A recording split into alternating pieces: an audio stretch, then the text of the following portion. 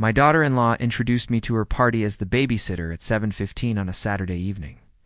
40 minutes later, her own boss walked through that same door, saw me standing by the drinks table, and said, "Mr. Reyes, I didn't know you'd be here. Ow. Welcome to the channel." If this one hits close to home, drop a comment and tell me where you're watching from, and hit subscribe if you haven't already. There's a new story like this every week. My name is Thomas Reyes. I'm 67 years old. I spent 31 years building an investment firm from a single rented office above a dry cleaner on Fillmore Street into something that eventually managed just under $200 million in client assets before I sold my stake and retired in 2021. Almost nobody in my current life knows that. That's exactly how I wanted it right up until 7:55 on a Saturday evening in October, when the life I'd built quietly collided with the life I'd chosen to live afterward. I'd made that choice deliberately, not out of shame or modesty exactly, but out of something closer to exhaustion. 31 years of being introduced by my net worth, my last deal, my quarter's performance. By the time I sold the firm, I genuinely didn't know anymore which parts of how people treated me were about who I actually was. When my wife Elaine passed 2 years before I sold Reyes Capital, I remember sitting at her memorial listening to people describe her in terms of what our money had made possible, rather than who she actually was to the people in that room, and something in me quietly decided I didn't want the same thing said about me one day. Let me back up to how I got to that party in the first place. My son Marcus Jr. married Jessica 6 years ago. She's 34, sharp, ambitious, works in brand strategy at a mid-sized firm downtown, and from the very first dinner I had with her, I understood exactly what she thought of me. Polite, distant, the kind of polite reserved for someone you've quietly decided isn't quite at your level. I never corrected that impression. I'd spent 3 decades being defined by a balance sheet, and something in me after I retired wanted very badly to just be somebody's grandfather instead. So when my grandchildren were born, Lily now 5 and Oliver 3, I became by choice the person who showed up. I watched them 2, sometimes 3 afternoons a week, while Jessica worked late and Marcus Jr. traveled for his own job. I wore the same worn cardigan most days. I drove a 12-year-old Buick. I never once mentioned Fillmore Street or the firm or the number attached to selling it. Jessica, over 6 years, settled comfortably into calling me in front of her friends Marcus's dad. He watches the kids for us in a tone that made it sound like a helpful arrangement rather than a relationship. There was a Thanksgiving 2 years ago, I remember, where one of Jessica's colleagues asked me what I used to do, and I told them honestly enough I worked in finance for a while. Jessica had laughed lightly and said, "Thomas here balances a checkbook better than he balances small talk," and the table had chuckled, and I'd let it go the way I always did, because correcting it would have required explaining 31 years I'd already decided belonged to a different chapter of my life. If you've ever had family quietly decide who you are without ever actually asking, tell me in the comments. I read every one of them, and I promise you this story gets sharper from here. On October 14th, a Tuesday, Jessica called to ask if I could come to her promotion party that Saturday. She'd just been made senior director of brand strategy, and the firm was hosting a celebration at their downtown office, catered 40 or 50 guests, mostly colleagues and clients. "You don't have to stay long, Thomas," she said. "I just need someone to watch the kids in the side room since we couldn't get a sitter. There's a playroom set up. You'd basically just be there in case they need anything." "I'd be happy to," I told her, and I meant it. Watching my grandchildren, even at a party full of strangers, was never something I needed convincing about. I arrived Saturday at 7 o'clock sharp, wearing the same gray cardigan.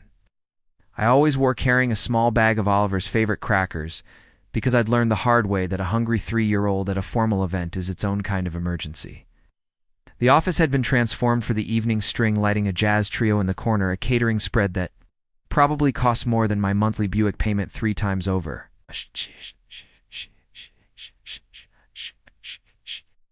Jessica met me at the door, already flushed with the particular energy of a woman hosting the biggest professional night of her career. "Oh good, you're here," she said already, turning to greet someone behind me. Then to the woman she was greeting without missing a beat, "This is our babysitter Thomas. He's got the kids handled tonight." The woman smiled politely at me the way you smile at hired help, said something forgettable about how lovely it was that they'd found someone reliable, and moved on. I didn't correct Jessica, never had in 6 years, and honestly, some quiet part of me had gotten almost comfortable in that particular kind of invisibility. I took Lily and Oliver into the side playroom, got them settled with blocks and the crackers, and figured I'd spend most of the evening exactly where Jessica expected me to be, out of sight, out of the actual party, a footnote in someone else's celebration. Stepped out of the playroom for 2 minutes to refill a water glass at the drinks table near the main room, close enough to hear fragments of Jessica's conversations, the easy laughter of people who all seemed to already know each other's names. I remember thinking, standing there in my cardigan among suits and cocktail dresses, how completely I'd disappeared into the role Jessica had assigned me, invisible in a way that used to be impossible for me back when a room noticed the second I walked into it. That's when I heard a voice behind me, warm and immediate, the kind of voice that stops a room without raising itself. "Mr. Reyes?" I turned around.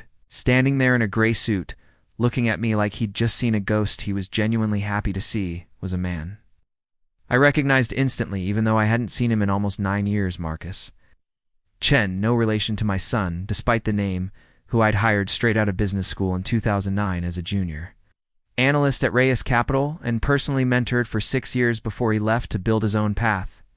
"Marcus," I said, and I felt something genuine move through me, the specific warmth of running into someone whose career you actually helped build. "It's been a long time." "Mr. Reyes, I didn't know you'd be here," he said, and the entire nearby cluster of conversation seemed to quietly reorganize itself around us the way rooms do when something unexpected happens near the center of them. "I had no idea Jessica even knew you." "This is Wade. Are you Jessica's my daughter-in-law?" I said simply. Marcus Chen's face did something complicated then, a kind of recalibration. I recognized because I'd caused it in rooms before decades earlier, though it had been a long time since anyone looked at me quite like that. "Your daughter-in-law." "Mr. Reyes, I own this firm. Jessica works for me. I built half of what I know about this business standing in your office on Fillmore Street, learning from you 6 days a week for 6 years.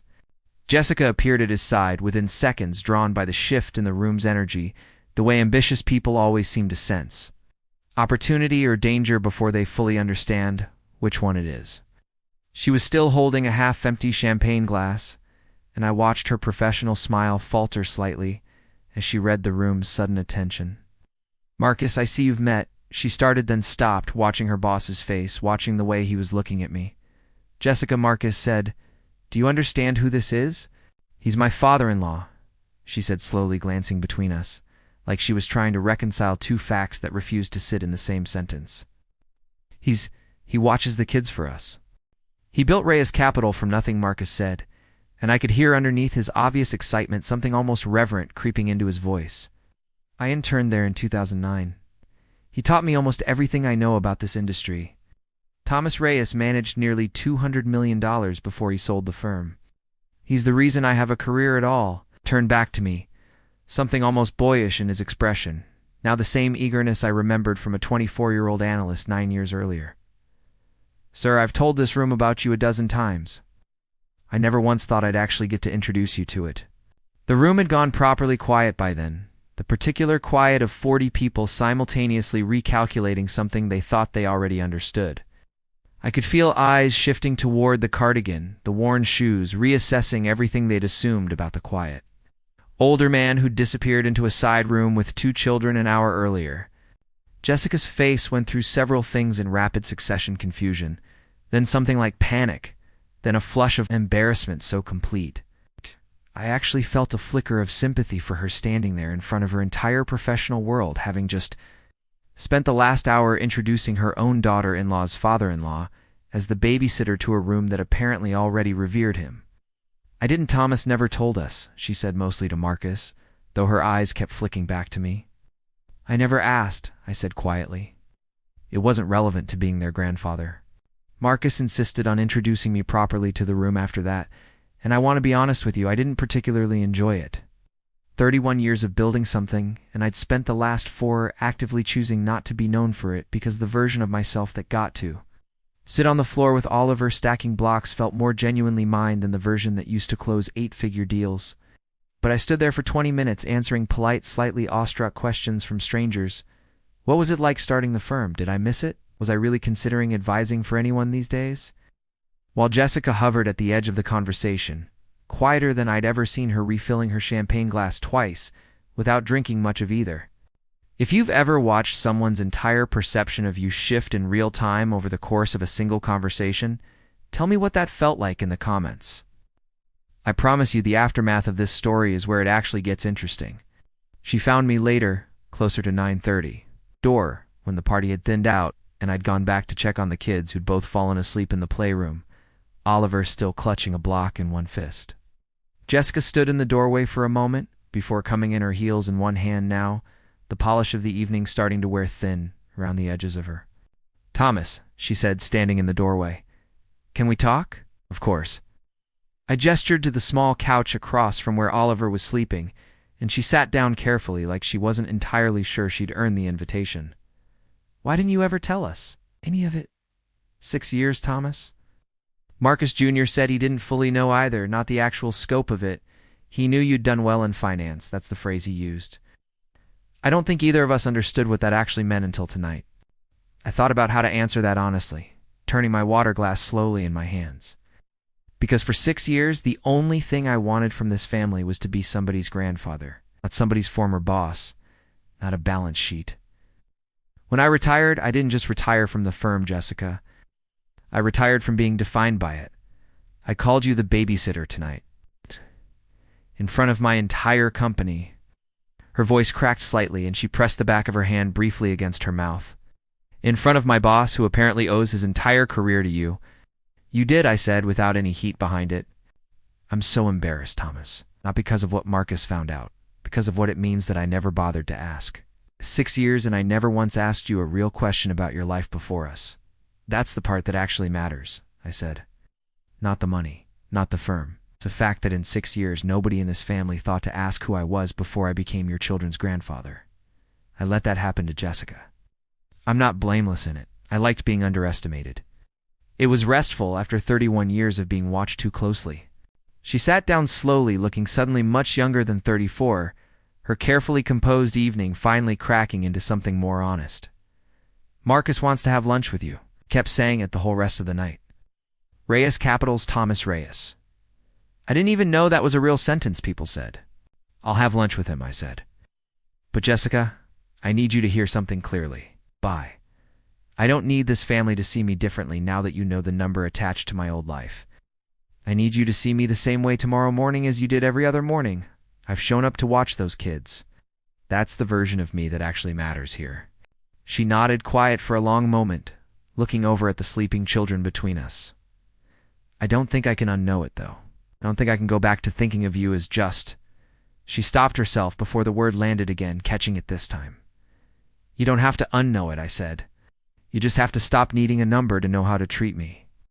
Marcus Jr. called me the next morning, Sunday, sounding both apologetic and slightly stunned, Jessica having apparently filled him in on it most of the previous evening before he'd even finished his coffee.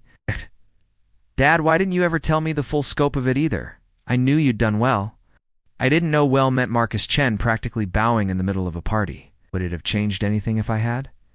I asked him. He was quiet for a moment. I don't know. Maybe I would have asked you for advice more over the years instead of just assuming you were happily out of that world entirely. I was happily out of that world, I told him. That part was never a performance. I just didn't need everyone else to know the shape of what I'd left behind in order to feel at peace with leaving it. 6 months have passed since that October evening. Jessica and I have lunch together now, just the two of us, once a month, something that never once happened in the previous 6 years. The first lunch in November was stiff and overly careful, both of us navigating around the actual subject like it might reopen something raw if handled too directly. By the third lunch in January, she'd started asking real questions, not about the money, but about the decisions. Why I'd left a stable analyst job in 1990 to start something of my own. What the hardest year had actually felt like underneath the eventual success everyone only sees in hindsight. I think I always assumed people who ended up quiet and unassuming just hadn't done much, she told me over that January lunch, turning her coffee cup slowly. I don't know when I started believing that or why I never questioned it. I'm trying to figure out what else I've been assuming about people without asking. Marcus Chen did take me to lunch twice now, and the second time, without my asking, offered Jessica a seat on a strategic advisory. Committee at the firm not because of me, he was careful to clarify sitting across from both of us at that second lunch, but because 6 years of her actual work had earned it, and he simply hadn't been paying close enough attention until an unrelated October evening made him look properly. I still watch Lily and Oliver 2, sometimes 3 afternoons a week. I still wear the cardigan. I still drive the Buick, though Marcus Jr. has started gently and repeatedly offering to buy me something newer, an offer I keep declining with the same patient humor I used with Jessica's assumptions for 6 years. Nothing about the actual shape of my days changed after that party, and that, more than anything else, is what I wanted it to prove, that the man in the cardigan stacking blocks on the playroom floor was never less real than the man who used to close 8-figure deals on Fillmore Street. He was just quieter about which version he chose to let the world see. Jessica told me over lunch in March that she'd started introducing me differently to people now. Not as Marcus's dad. He watches the kids, and not as Thomas Reyes of Reyes Capital either. Just my father-in-law, Thomas. No qualifier at all. No title attached. No story leading it. I told her that was the only introduction I'd ever actually wanted, the one I'd been quietly waiting 6 years to hear. I think sometimes about how differently that October evening could have gone if Marcus Chen had simply worked at a different firm, or arrived 20 minutes later, or never crossed paths with me at all back in 2009. I might still be exactly what Jessica assumed for another 6 years, another decade, quietly content in the cardigan and the Buick, never quite understanding why some small, persistent part of me still felt slightly unseen in my own family. I don't regret the years of privacy. I regret a little that it took a stranger's recognition to finally start a conversation. I probably should have started myself a long time before that party ever happened. If this story moved, you hit that like button and subscribe for more real, raw stories about family respect and the people who show up quietly, long before anyone bothers to ask who they really are. I'll see you in the next one.